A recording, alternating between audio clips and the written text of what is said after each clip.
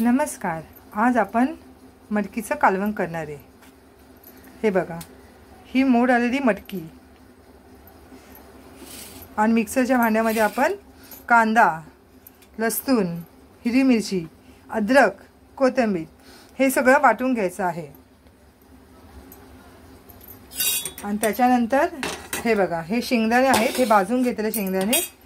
हे शेंगदाणे सुद्धा आपण मस्त वाटून घ्यायचे आहे. कूट घ्यायचा करून शेंगदाण्याचा. आपण मटकीचं कालवण करणार आहे.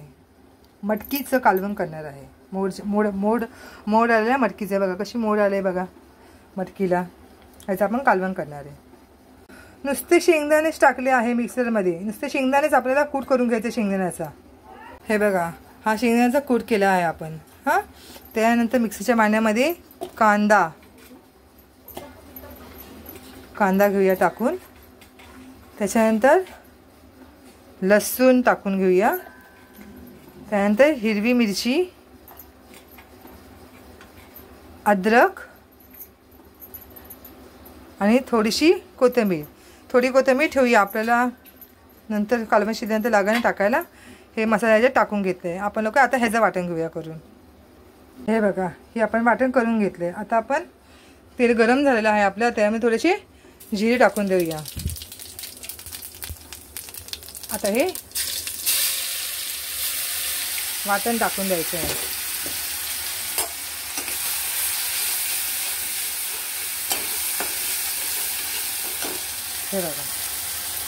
हे बघा, आता आपण हे आगरी स्पेशल मसाला आहे, हळद आहे, गरम मसाला आणि मीठ आहे. हे सगळं आपण याच्यामध्ये टाकून घेऊया. टाकून मिक्स करायचं का. हे आपण मिक्स केलं आहे.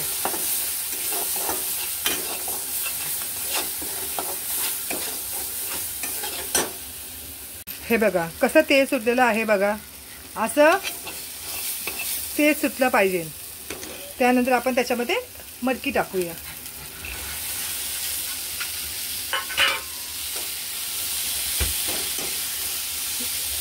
अशी सुकी मटकी पण खाऊ शकतो आपण, पण आपल्याला जरा कालवण करायचं आहे ना, थोडंसं पातळ रस्सा करायचा आहे.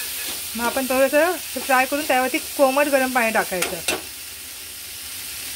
हे बघा, आपलं कालवण शिजायला लागले. आपलं गरम पाणी झाले. आपण आता गॅस बंद करूया आणि हे गरम पाणी आपण याच्यामध्ये टाकून देऊया.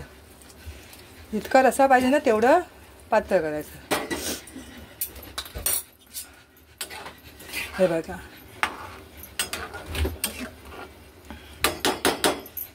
आपण त्यामध्ये शेंगदाण्याचा कूट टाकून घेऊया. आता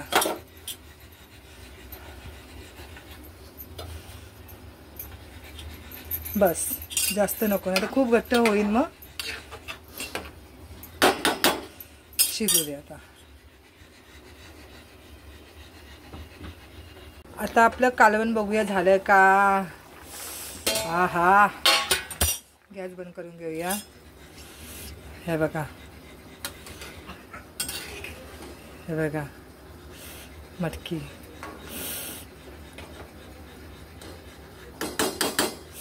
आपण कोथिंबीर टाकून घेऊया त्याच्यावरती. बघा, खूप भारी लागेल.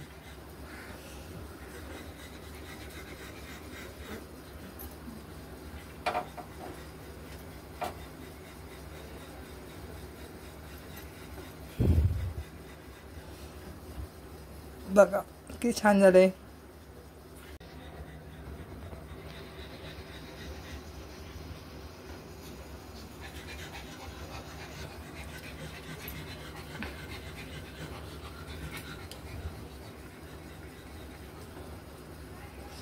खूप मस्त लागलं कालवण. चांगलं झणझणीत करायचं असं कालवण.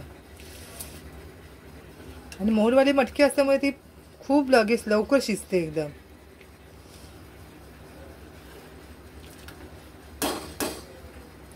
चला मग सबस्क्राईब करा, कमेंट करा, प्लीज लाईक करा. चला, धन्यवाद.